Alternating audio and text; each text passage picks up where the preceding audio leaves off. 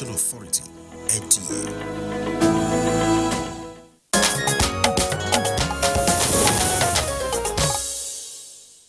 We thank you for staying with us. Now, for the different reasons of getting better representations in gender equality, lifting the women folk through empowerment, priorities continue to be a concern for this gender. And of course, like partners, our first conversation borders on this and allied issues. So let's welcome our guests. All right, first guest this morning on this segment is Laraba Shoda. Laraba Shoda is the National President of National Council of Women's Societies. Welcome to the program, madam. Thank you. We also have Amina Ado, Chief Executive Officer, Sanada Limi Foundation. I hope I got that correctly. Yes. All right, so you're also welcome to the program. Thank you. All right, it's a pleasure to have you with us, and congratulations on this year's International Women's Day. Well, the question of gender equality and increased women empowerment, those questions, of course, are still very relevant. But on the occasion of this year's International Women's Day, what, in your opinion, are the pertinent issues that we should focus on? Thank you very much. I want to congratulate all women on the International Women's Day today. The COVID-19 coronavirus pandemic has really opened up a lot of inequality for women. Women are the ones that are most hit in this coronavirus thing. Inequality in Nigeria for women is something that we all know that is very, very serious, because a lot of women, especially in governance, are not given their place of pride. And when the coronavirus came, of course, it hit a lot of women, even the women in the market, as the market women like that sell day-to-day things, the ones that control the microeconomy, were hit, and it showed a lot of problem. That was why we started having a lot of sexually based violence.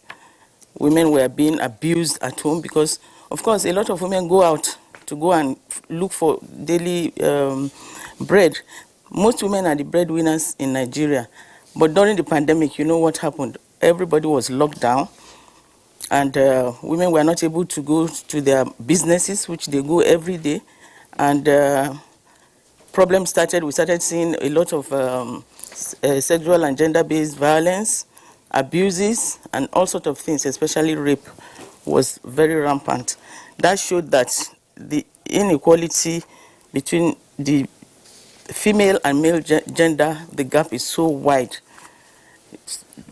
During the pandemic, we saw the gap. We saw the gap opened. So during this International Women's Day, we want to discuss and know, what do we do? What is the way forward? How will government, bridge this gap between the male gender and the female gender? That is our main issue this time around. In empowerment, for instance, we have a lot of interventions by government. But when you look at these interventions, you discover that women are few. Let's take the anchor borrower scheme. You will discover that it's men, mostly men, that have this anchor borrower scheme. Even the intervention where you get maybe 10,000, 50,000, and so on for this pandemic. When you look at the list, the data, even in National Council of Women's Societies, we've been going through hell just to access these funds because of the normal problems that women have. Of course, women will be asked to bring this, bring that. We don't have collaterals. We don't have, our husbands maybe have to sign for us to collect loans that are up to like 10 million. So women have a lot of challenges in this country. So the inequality gap is so wide. All right, thank you. Now let's turn to let's get your own view concerning gender inequality in Nigeria, and how best you think this inequality gap, can be closed. Yes, there is a lot of inequality in Nigeria, both in education, in economic empowerment, and that's why our Partnership for Women in Economic Development is trying to address this gap. Now, it may surprise you to know that based on the Demographic and Health Survey of 2018, only 55% of women between the ages of 15 and 49 have a mobile phone, while 81% of men do. That's something as inconsequential as a mobile phone, but you have this large gap. Now, when it comes to land, only 12% of women have land in their name, while 38% of men within that age group said they do. And when it comes to education, 35% of women are illiterate, while it's 22% for men. So you can see both in terms of economy and in terms of education, which gives you access to actually higher earning capacity, women are behind. Now, what can we do to address this problem? The most fundamental thing is quality education, quality public education in particular. Because if you look at the northern part of the country where we have the lowest literacy level, the problem is most parents send their kids to public schools, and these schools are very poor in quality. So at the end of the day, these parents decide, look, this thing is not even worth it, because they cannot see the benefit. So we need to fix public basic education. After doing that, women who maybe finish school just by going to primary and secondary school, we need to give them better skills, better financial literacy. And then fundamentally, when you look at the federal government budget, there are just too many ministries involved in women economic empowerment. Over 10 in the 2021 budget. Now, can you reduce this to say 3 or 4 and reduce the cost of admin so that at the end of the day you have more women actually then benefiting from these programs rather than spending it on the civil servants? So I think if we do this, we would be able to see an improvement. And then, of course, you can use quota system. If you look at the political space, only 4.5% of women make up the National Assembly. 4.5% is unacceptable.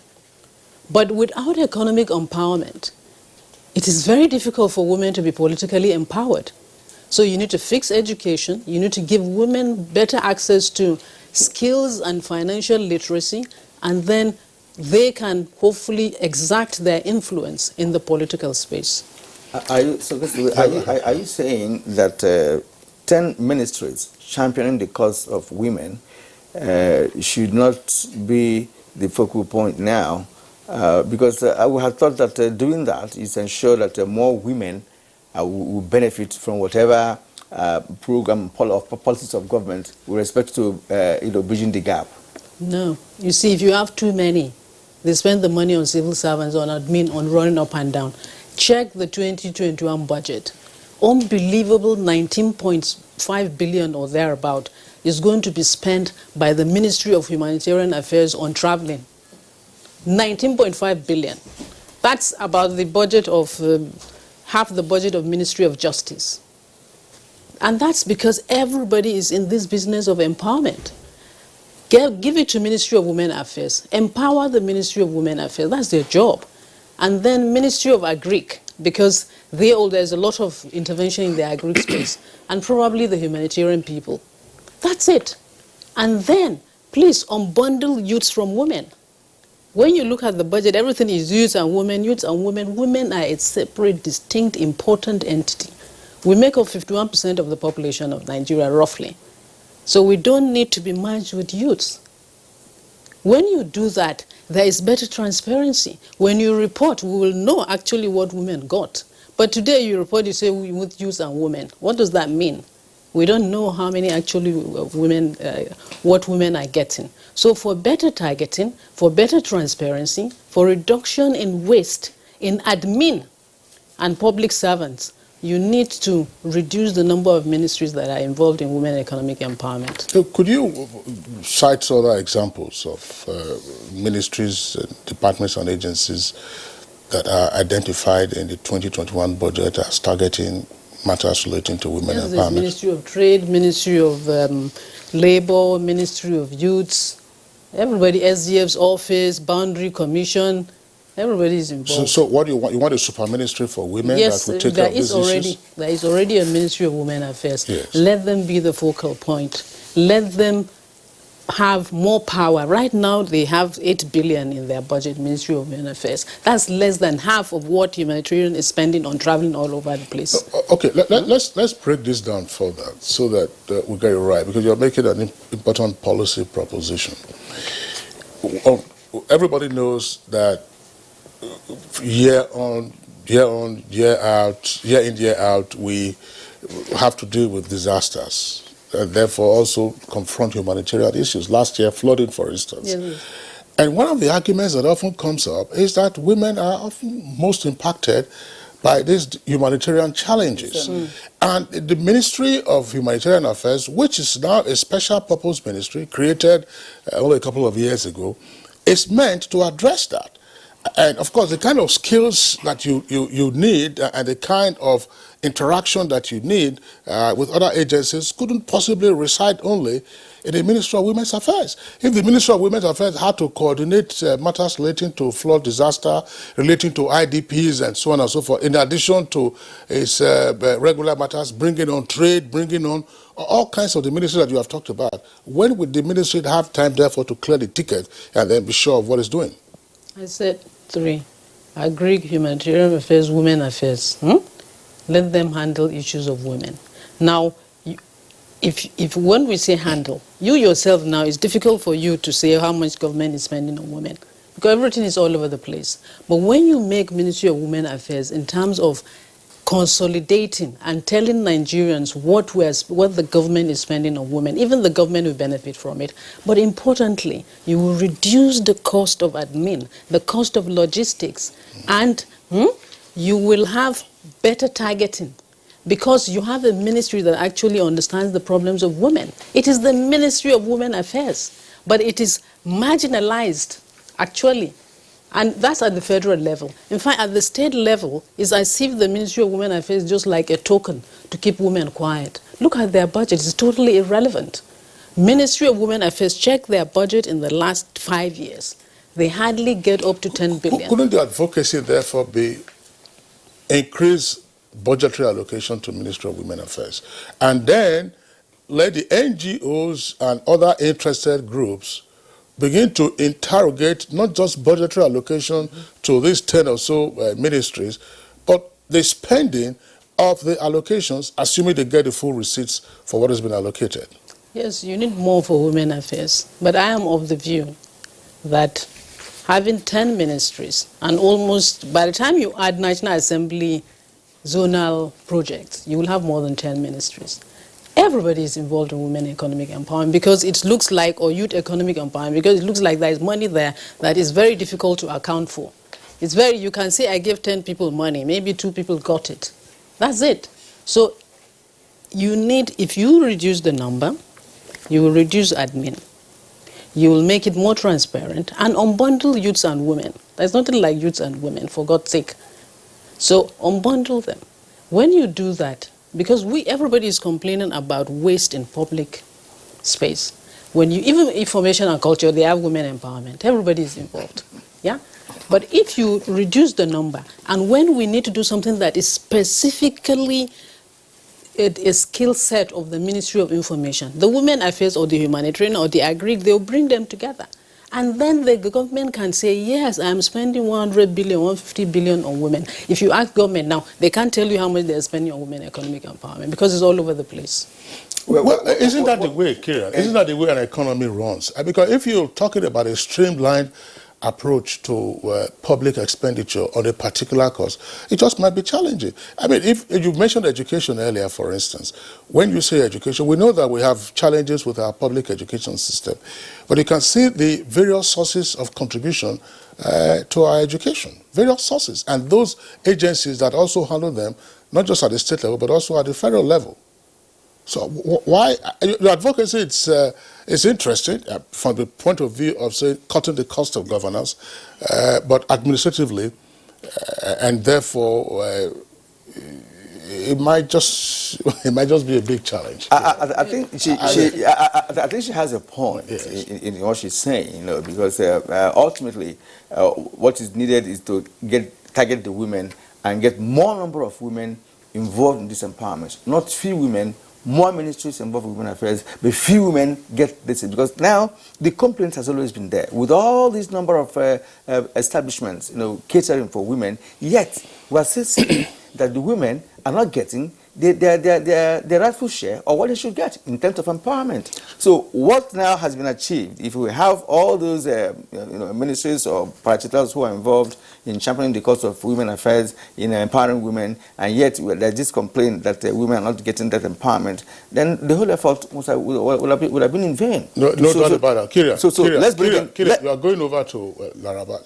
Let's the practicality. I want her to come in here. No, that's the point, the practicality of it. See, Minister of Information and Culture, say the cultural aspect, you're dealing with, say, boosting Nollywood, or boosting, cultural traits and so on and so forth, cultural activities, and you would now have to segregate the women who are involved in that and say, okay, women, this one is for you, go to Ministry of Women Affairs.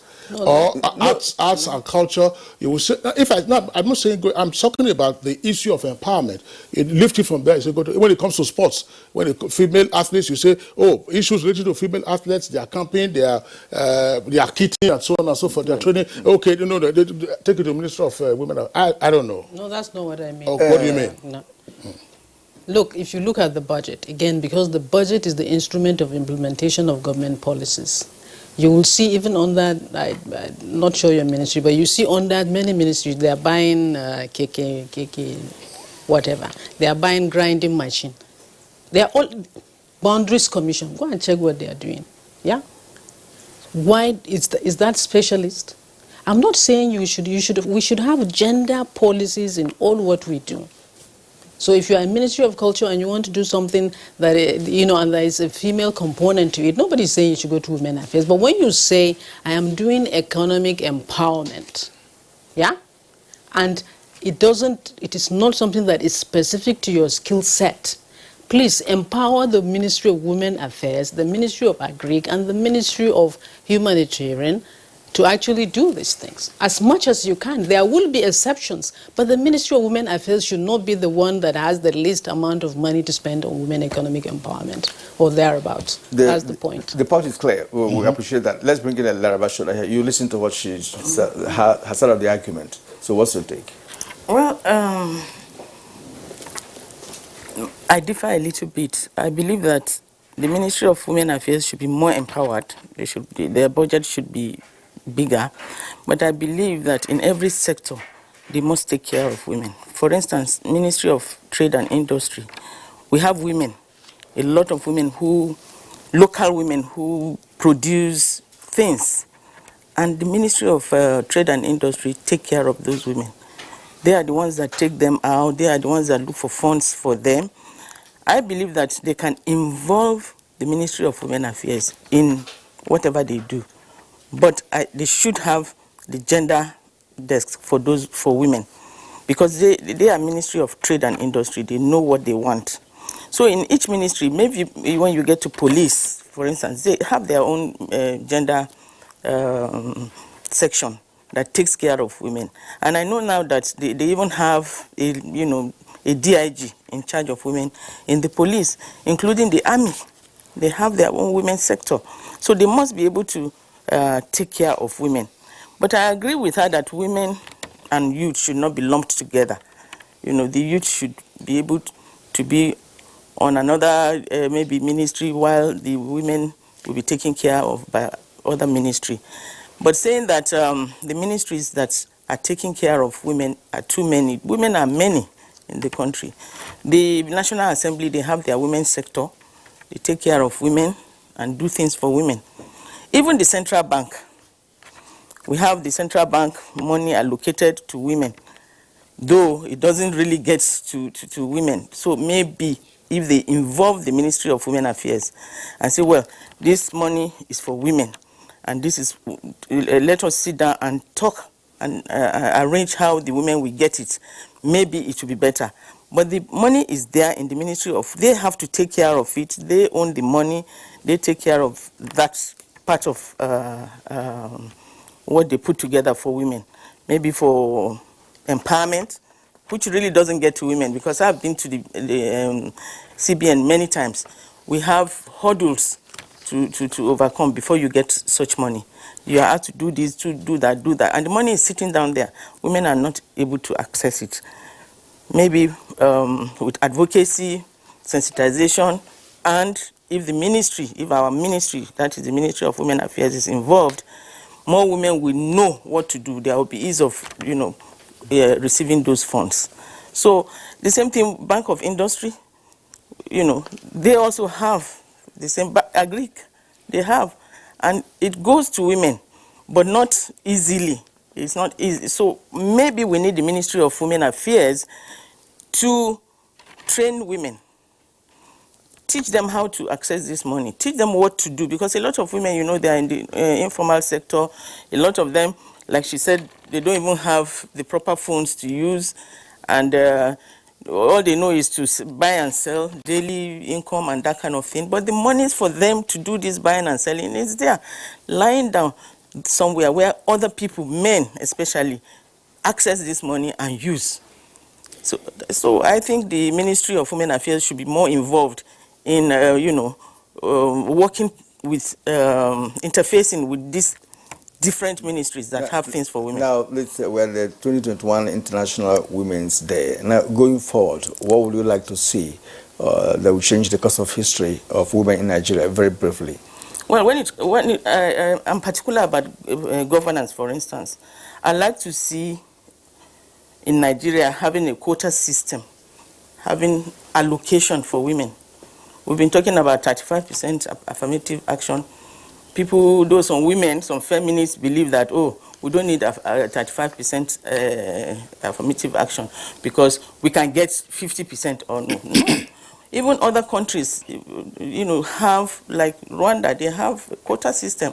And many other countries, they have an allocation for women, maybe 40%, 30%. Beijing said 30%, but we have gone past that now. Maybe 35%, maybe 40% allocated to women. And we are not saying that this thing should be handed over to women on a platter of gold. We are saying that the 35% must be put aside. Women must occupy 35% seats everywhere, especially in elective posts. And the women that are qualified, we fight for those positions. Not just godfatherism or godmotherism, no. Women that are qualified, women that come out. Because last dispensation, we had hundreds and hundreds of aspirants. But at the end of the day, they didn't get anywhere. Because one, they didn't have the money. Two, they didn't have the lever for violence. And sometimes women don't vote for fellow women. No, I don't agree.